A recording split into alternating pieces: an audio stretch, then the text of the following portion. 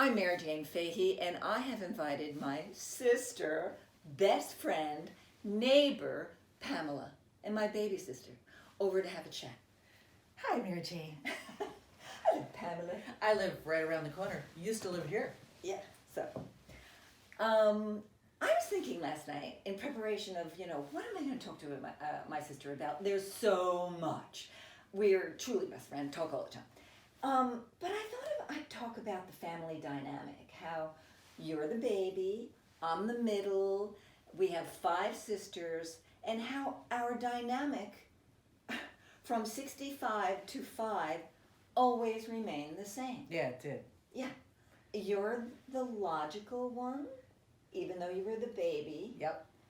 I'm the artsy, people pleaser one in a way, being in the middle.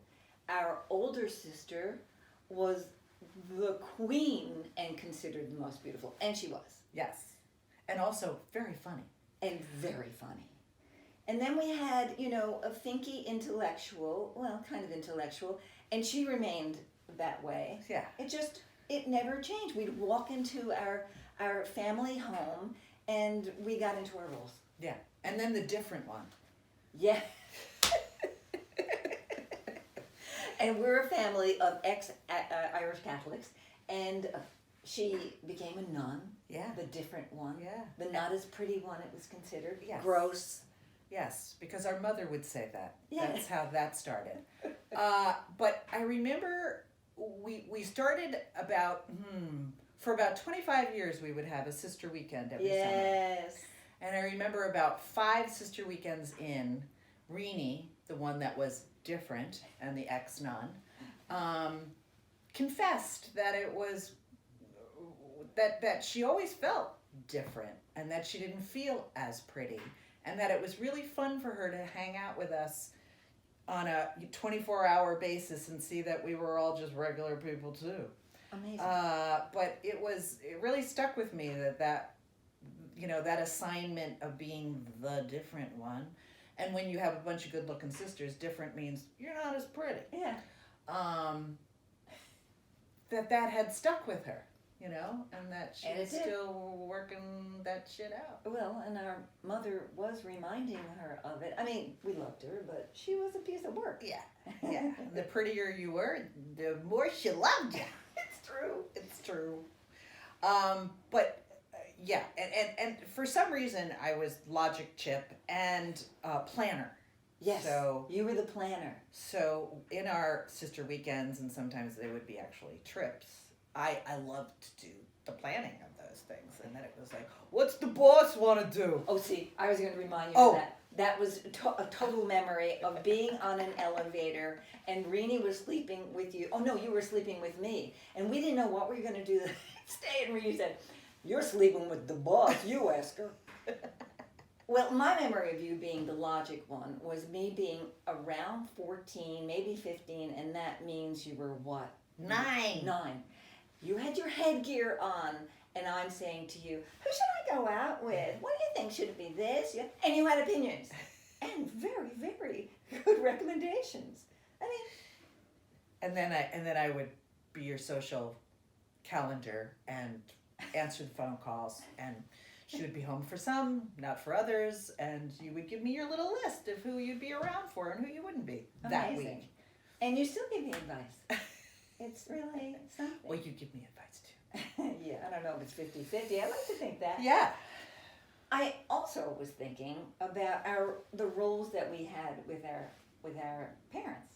And I was, I love our mother, as you did too. But yeah, you were closer to mother, yes. I was closer to dad. But I was thinking with Dad, you might have been his last chance, the youngest, to get it right. Yeah, either that or we retained the closeness that he had with each kid when they were younger. That's true. Next one would come along and they'd get bumped out. There was no next one, so yeah. And I do think we thought in very similar ways. Logic. Yeah. Yeah, where the rest of us kind of almost had none. Except for Carolyn. That's right. Yes, the little nerd. She's in there too. We were just talking about New York days and how we got to New York and the early days too of disco. I just heard yesterday that BAM, the Brooklyn Museum, no, that's not, oh, well, Brooklyn Museum, is going to have a room dedicated to Studio 54. Yeah, they're going to do a redo of Studio 54. Please tell me about those early days. I don't even know that you were legal, but I remember you were there. I was not legal yet, and you were living here in the city. Oh, yeah. So I would come visit you, and we would go out and have a good time. Yeah, we went to Studio 54, I want to say a couple of times. Oh, I definitely. Yeah, and it was pretty fabulous from what I can remember. Probably the biggest visuals for me, and it's wild to go there now as a Broadway theater, which is what it is. Yes. But I do look around and I remember the whole balcony. Oh, the balcony was fabulous, and the bathroom scene. You know, it was the first time when I was, putting lipstick on, and there was a guy next to me. And probably a trans guy. Yes. Doing his thing, and Way ahead of everybody the time. was snorting cocaine all around me, and it was fabulous. It was just so decadent and fantastic and inclusive and beautiful. It was wonderful. And then your crazy friend Patrick, right? Did we meet him out when we were barring it? Yes, in barring it on the Upper East Side. I think it was Maxwell's or Maxwell's. Maxwell's Plum! Maxwell's Plum. And he got us into studio all the time. Regimes, too. And Regimes. And Regimes. What I remember, or my question about those days is we would go out, we would get toasted. I would usually leave my purse behind, and I don't remember where I would end up. Like, would we end up together, or would we just Every night was different. I know. But I was the follow through girl. So Yes. so sometimes I'd be gone. I know. And we never worried about each other. It was great. No, never, We knew never, that we never, were gonna never. be okay. Including our first trip to Europe, which I hardly remember. Yeah. Oh, remember it started with Terry Ripmaster? Oh yes, your boyfriend. And he and I broke up in the middle of the trip. It was very convenient. What a surprise. And then you and I took off from there. When I think of early New York with you, I think you were just new in town, or you were coming in from Jersey, probably coming in from Jersey, where we were from. Yeah. And we would walk into PJ Clarke's, and you would just... Well, it was both of us. Oh, but yes. Go ahead. Yes, but Go ahead. You were the baby. You were just like, 17 or something. And you had that Veronica Lake hairdo and slayed the room. What is your memory of that, if any? I remember skulking, is that the right word? Through the bar. And I don't know, it was back in the day where everybody just stopped in their tracks and bought us drinks, and we would just make our way down the bar with cocktails, right? Oh yeah. And cards. Yes, cards. I remember we would wake up the next day in some kind of haze, and we would look into our purses, right? Yeah. And a lot of cards would tumble out. And we'd remember some of them, and we'd not remember others. So we'd home for the ones that called that we remembered. So how long did that go on that you would come in from Jersey? How long did it take? And then we got into a party routine, remember? Then Oh my God. Studio 54, Yes. we met a couple of guys, Yes, very sophisticated. including Stuart of Stuart Models. Oh, yes. An old gay guy that I was the beard for on Yes. some of fabulous parties. These parties were amazing. And at these parties, I just went off because I remember Oh, no, meeting, it was so fun. having my first threesome with the couple that I met at a party. And going back home to Lincoln Park, New Jersey, to the parents' house, and being awakened by the phone the next morning, hungover, and it was like, "Are you coming to brunch today? You coming to?" 1 Fifth Avenue. Remember? I do Fifth remember Avenue? 1/5. A very, very drug-infested place. Yes. And I remember it was Harvey. Yeah. Harvey and Ellen. Yes. I remember Harvey meeting me at the door of his fabulous apartment, and it was back in the day where he met me at the door with a glass of champagne and a Quaalude. Wow. And I gobbled both. What? So you're what? About 18 then? Yeah, because I'm beginning college, so I'm probably Beginning college. I'm 19, Wow. 20 maybe. Those 18, 19, 20, something like that. Those were the days. Yes. I was recovering from a broken heart from Gary Franklin. An 18-year-old carpenter, a hot carpenter. Yes. Yes. Yeah. So how long before you came into town? I was out in New Jersey for college, and then very soon after graduating, you and I went to Europe, and then came back. I met Jerry. Oh yes, at PJ Clarke's. I was going to say at a bar. At one of those nights. And his hot Brazilian friend. Yes, who I took. And and I remember going like, I don't know what I want to be when I grow up. Yes. I was a history major in school, so I wanted to, actually I did, I wanted to do research for documentaries for PBS. It was the Carter years. PBS had no budget, so that wasn't feasible. And I remember him saying to me, did you ever think about advertising? It was like, I didn't even know that was a thing. Yeah. Went as a receptionist, because what the hell else? And I got this job at this Glamorama Park Avenue ad agency. Yeah, what was the name again? Case and McGrath. Yes.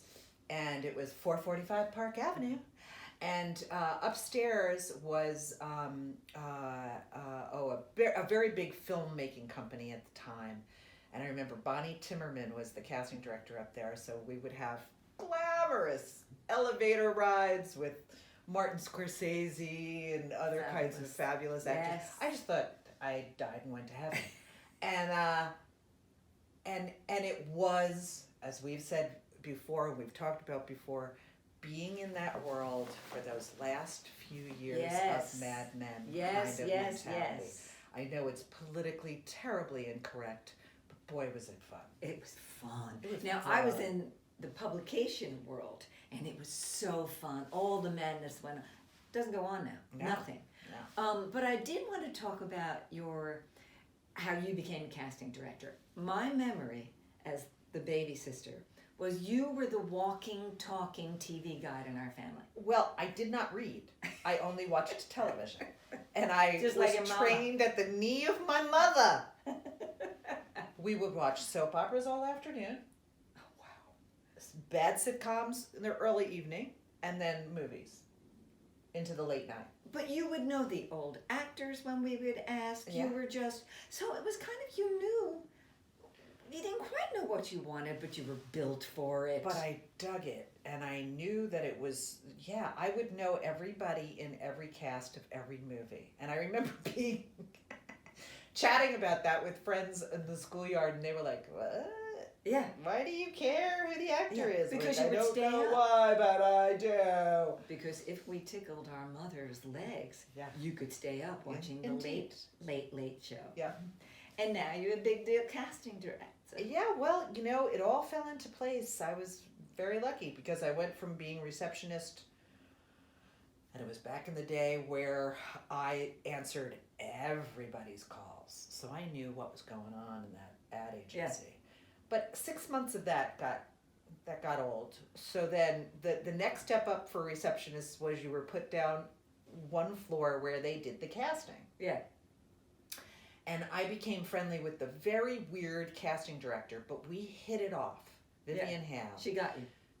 And I was fascinated. You know, it was where the actors would sign in. It was a fabulous flirt fest with everybody. And I said to her, all I'm doing is I read the New York Times, the Wall Street Journal, and the Daily News every day at my desk. I'd love to do some other things.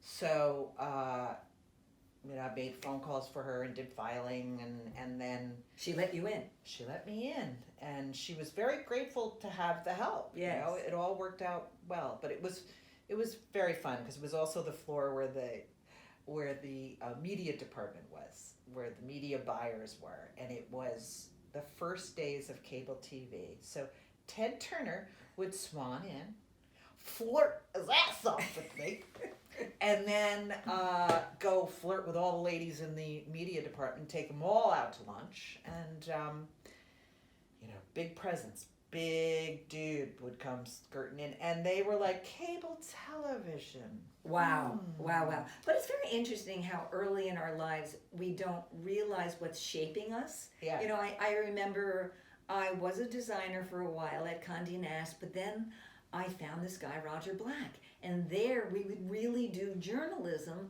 as well as design. It was like, ching. We were lucky. We found mentors. Yeah, it's true.